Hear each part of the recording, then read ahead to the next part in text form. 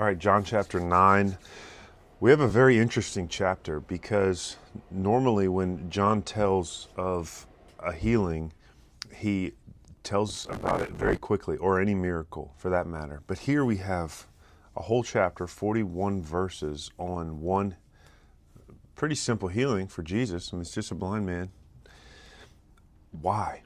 Why is John doing this? Well, it seems to be that we just received a whole lot of discourse and doctrine from chapters 5 through 7 was Jesus teaching. We get a lot of his direct quotations and laying out some heavy doctrines. Well, now what John is doing is teaching those same doctrines through the lens of a story. Now, this is a real story. It really happened. And as Jesus says in verse 3, why is the man blind? So that the works of God might be displayed in him. He has become an object lesson for what Jesus has been teaching. What has he been teaching? Well, a lot, right? Number one, salvation does not just come about because someone wants to be saved. Anyone blind wants to see, and Jesus does not heal everyone.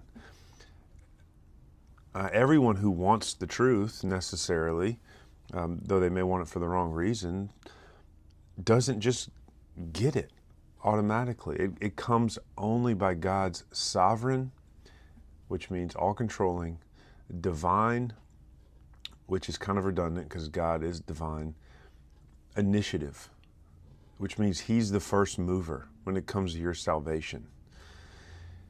He puts the desire in your heart for him. He opens the eyes. It also shows that salvation does not come by human effort, as this man's healing of his blindness is an illustration of salvation. Someone becoming able to see. He was blind and now he can see. He was a sinner and now he's saved. Like, that's the illustration. It doesn't matter how much you try to be saved. That's not going to merit it. It's only through the power of God that someone's eyes can be opened and heart be made new.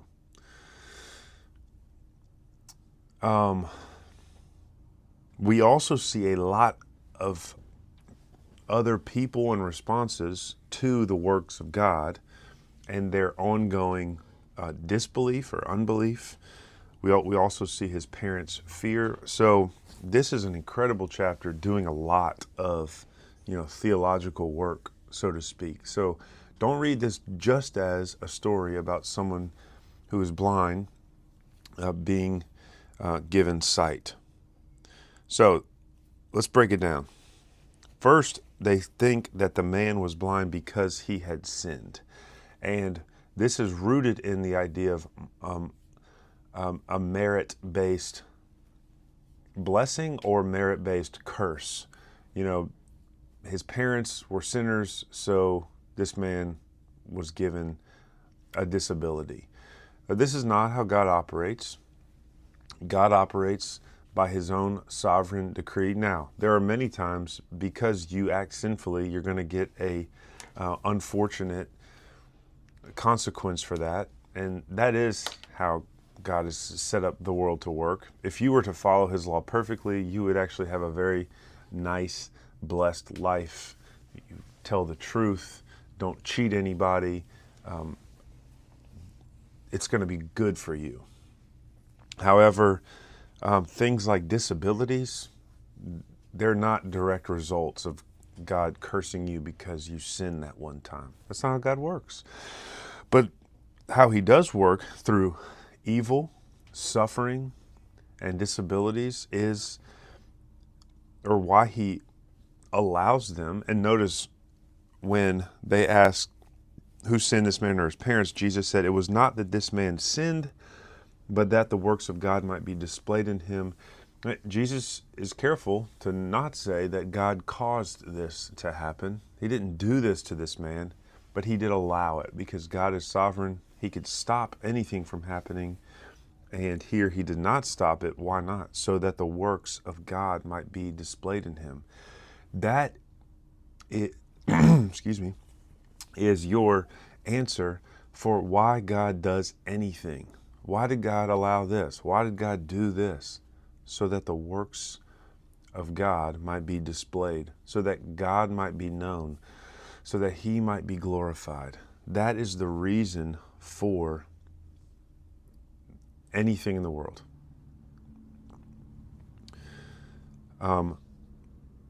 Jesus does not vindicate God here. A lot of people want to vindicate God when it comes to suffering. That's a major objection to God and Christianity, is that if God were real, why would He allow such suffering in the world?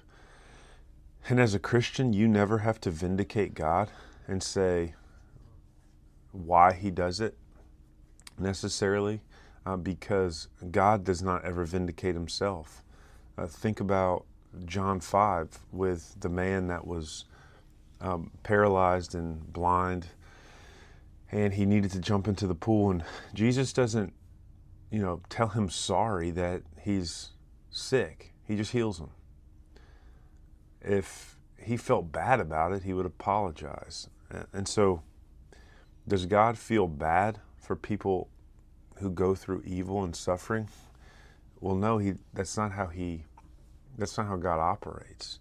He's not like man who has types of emotions like regret. He has everything happening in the world based on His perfect plan and for His own glory. Now, that doesn't make it easy to comprehend why evil things happen to people.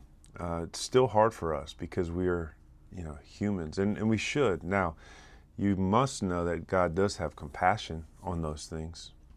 He understands the pain of them. I mean, Jesus Christ was perfect, and He came to this earth, was rejected, was beaten, mocked, spit on, and crucified on a cross.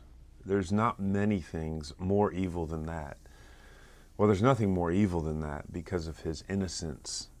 And so He understands what injustice is more than anybody. But God will repay every evil deed in the end. So, big statement there. I'm doing a lot of, like I said, theological work. So then he says, we must work the works of Him who sent me while it is day. Night is coming when no one is worked. The night represents when Jesus will go back to God. He says, as long as I'm in the world, I am the light of the world. And so He's showing how He is the light of the world by opening this man's eyes. So it represents salvation. Having said these things, He spit on the ground, made mud with the saliva. Then He anointed the man's eyes with the mud and said to him, go wash. You say, why is Jesus doing this? Well, I could point you back to verse 3, that the works of God might be displayed in him. Jesus is healing this man on His own terms. He could have healed him just by a thought, by a word, just by a touch, but He's doing it to represent the process of salvation. This is all by God's initiative, just like salvation, and then one step is done, and then a command is given for the man to obey. And his obedience leads to his full salvation, or his full illumination, which represents full salvation. So think of it this way. God opens your eyes a little bit, your spiritual eyes, and gives you some truth and tells you to obey it. And then your obedience to that truth, so placing your faith in Jesus as your Lord and Savior, will lead to your full salvation, your regeneration, your justification. And so He's laying out for us the process of how someone is saved. He's called. He's given the truth of the gospel. That's the calling. And then He's told to believe it. And then his belief is what results in his salvation or his full illumination. So then word spreads that this man was healed, and here's some of the responses First, they don't believe it. Is this not the man who used to sit and beg? Some said it is. Others said no, but he is like him. He's like, no, it's me. I was healed, guys. He kept saying, I'm the man. So they said to him, then how are your eyes open? He answered, Jesus made mud, anointed my eyes, and said to me, go to Siloam, which means sent. So he sent him to sent and wash. So I went and washed and received my sight. Where is he? The man said, I don't know. he didn't see him. And you'll see throughout this section that the man becomes progressively more and more aware of who it is that healed him. So now he knew his name was Jesus, but he doesn't know where he is. So then the man was brought to the Pharisees. And of course it was a Sabbath day when Jesus did this, so he made a little bit of an uproar there. And the Pharisees asked him how he had received his sight. And he said to them, same thing, same story. His story hadn't changed. That's another theme you'll see in this, is the power of a testimony, an eyewitness testimony. And by the end of it, no one's doubting the validity of the man's story. They're just in an uproar about why Jesus did it, when Jesus did it, and perhaps how he did it, but they know it was done. And that's just through eyewitness testimony. And that goes to, it just speaks to the people who can't believe the Bible because, it's not basically video recorded and time-stamped. But you got to understand, eyewitness testimony is the most powerful testimony there is, even today. Think about videos that can be changed and edited, and pictures and evidence that can be messed with. But if you get people saying the same thing about an event, sure, people can lie. But for the most part, eyewitness testimony is a lot harder to fake than anything else. And that's what the Bible is based on, eyewitness testimony. And even today, 2,000 years later, it's still the strongest piece of evidence that will hold up in a courtroom. So Jesus came to the earth in a time when he didn't have to worry about photographs and videos being edited, and now we have the strongest evidence possible, which is not only eyewitness testimony, but then the written language being able to record these things and be disseminated throughout the world, and it's there for good. Nothing can change the recording of these stories. So it's genius, of course, by our genius God. So the Jews did not believe that this had happened at first. Some of the Pharisees said, this man is not from God, for he does not keep the Sabbath. Right? We know that this is the legalistic tradition, but you can do acts of service on the Sabbath. This would be an act of service. How can a man who is a sinner do such signs? So they were kind of divided on the origin of Jesus. So they said again to the blind man, what do you say, since he has opened your eyes? He is a prophet. So now we have further development of this man's belief of who this is. He was called Jesus, now he's a prophet. Well, the Jews didn't believe that he had been born blind, so they went and talked to the parents. Parents like, yes, he was definitely blind, and he can definitely see now. How can he see? They asked the parents. We know that this is our son, and that he was born blind, but how he now sees, we don't know. Nor do we know who opened his eyes. Ask him, he is of age, he will speak for himself.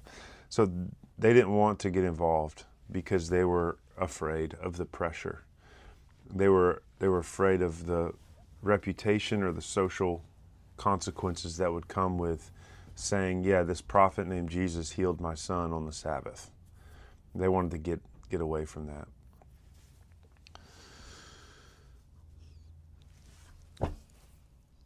Verse 23, therefore his parents said, he is of age, ask him.